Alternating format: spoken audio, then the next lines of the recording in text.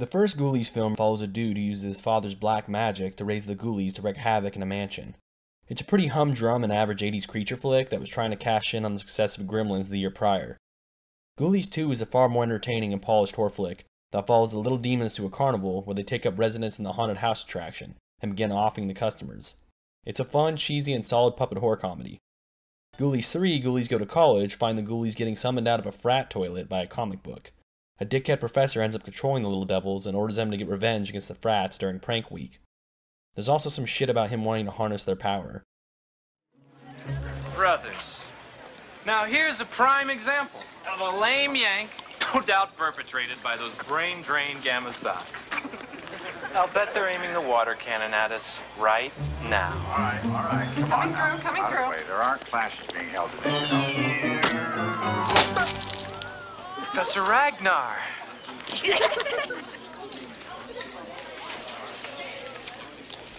Okay, don't touch me.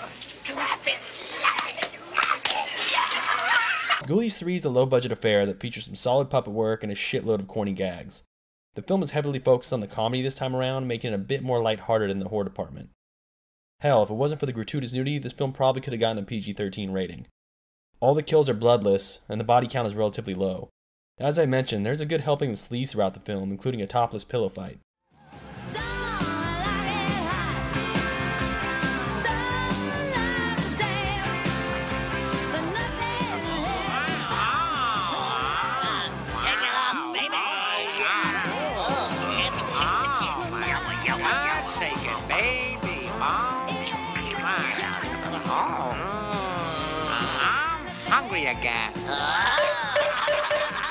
The biggest change this time around to the Ghoulies is now they can speak, which at first seems like a great and amusing idea, but after the first 15 minutes of non-stop dialogue, it becomes pretty annoying. Even more frustrating is the fact the Ghoulies constantly speak over one another, and they will not shut the fuck up. They are constantly spewing cheesy ass jokes or randomly vomiting exposition. The Ghoulies look pretty good for this being a low budget endeavor, thanks to director John Carl Buechler and his special effects team. Music Appreciation 101. Easy listening music. I hate easy music. I hate all music. I hate my mother. I hate my father. I hate that cat Ghoulie. I hate all kinds of people. I also hate Volkswagen. The human characters are all forgettable, and there's a subplot involving warring frats battling over who will win the coveted prank crown. Kevin McCarthy plays the dickhead professor and hams it up. He's over the top and even turns into a giant ghoulie monster in the finale.